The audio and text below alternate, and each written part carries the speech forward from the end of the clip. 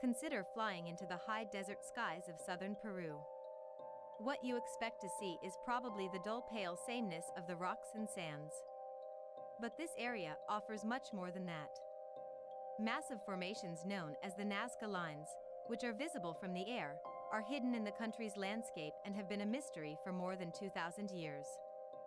The Nazca Lines are massive, complex designs etched into Peru's coastal desert, around 400 kilometers south of Lima. Welcome to my channel, Historical Studies. Before diving into the mysteries of history, there is a small reminder. If you are really interested in this kind of information, do not hesitate to subscribe to my channel and hit on the bell icon if you don't want to miss out on our new videos. Since they were found in the 1920s, they have baffled archaeologists, anthropologists, scientists, and ardent enthusiasts.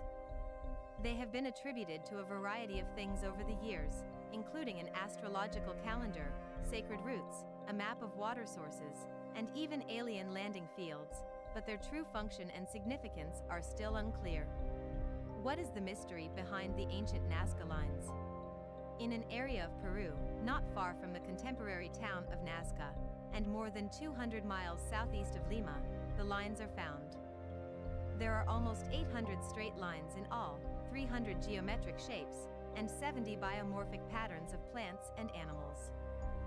Some of the straight lines go up to 30 miles, while the biomorphs vary from 50 to 1,200 feet in length, meaning as large as the Empire State Building.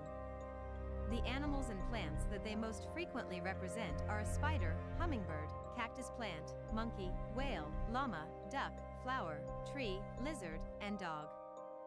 Scientists assert that the Nazca people, who were prosperous from about the year 1 to the year 700, were responsible for the lines. Some of the geoglyphs may have been created by the cultures of CHAVIN and PARACAS, which existed before the Nazca people. Anthropologists believe that the ancient people designed the shapes by removing 12 to 15 inches of rock and digging deep to reveal the lighter-colored sand below to make the figures visible in the region covered in a layer of iron oxide-coated pebbles.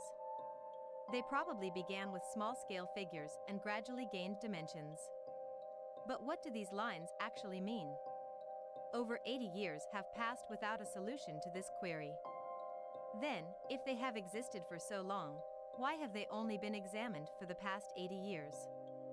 Well, when pilots flew over the lines with their aircraft in the 1930s, the lines were able to attract significant notice. Before that, nobody could make out the shapes from below and was aware of the mystery. Why are there Nazca Lines? Anything to do with aliens? American historian Paul KOSOK started looking at the lines from the air and on the ground in the late 1930s.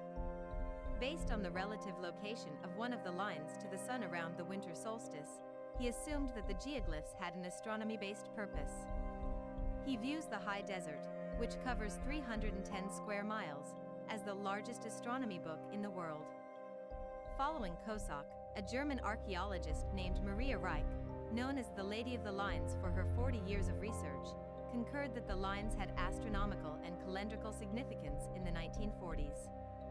According to Reich, some animal geoglyphs were representing groups of stars in the sky. Unquestionably, Erich von Daniken's explanation, presented in his 1968 book Chariots of the Gods, is the most infamous one regarding the origin of the Nazca Lines. It was claimed that an extraterrestrial spacecraft had landed at ancient Nazca.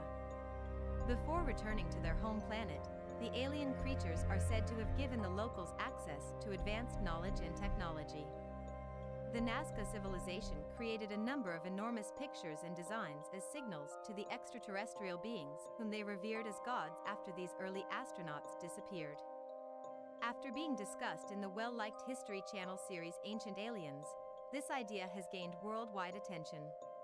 Early in 2018, pictures of a Nazca mummy that resembled conceptions of extraterrestrials became viral on social media. The academic credentials and research methods of the Russian researcher behind these images have since been called into question, but the images have brought even more attention to this far-out theory. However, some experts, like American astronomer Gerald Hawkins, disagreed with the astronomical and alien explanations of the Nazca Lines in the late 1960s. Erich von Daniken's Ancient Alien Landing Pads. We're talking now. Chariots of the Gods, a well-known book by Erich von Daniken, was published in 1968. For those who think that ancient aliens existed, Unsolved Mysteries of the Past serves as something of a Bible. The author from Switzerland advances the theory that the Nazca people produced the lines under guidance from none other than extraterrestrials. Why? Erich claimed that the lines were placed there to serve as alien spacecraft landing strips. Additionally, everything of the ornamentation was created by people from another planet. He backed up his claim by making a very interesting point as to how the Nazca people would have been unable to sketch out and then create such ornate and precise images from the ground. They didn't have crop dusters or drones to assist them, after all. The Nazca Lines raise concerns that are very similar to those surrounding the pyramids of Giza and Machu Picchu, even though they sound fantastical and Erich von Daniken's opinions aren't truly taken seriously outside of paranormal circles.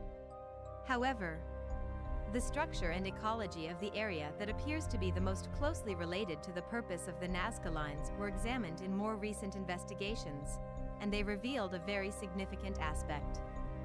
Johann Reinhard, a National Geographic explorer in residence, said, "Look at the vast ecological system, what's around Nazca, where the Nazca people were located." He refers to the area's dry climate, which sees just 20 minutes of rain on average per year.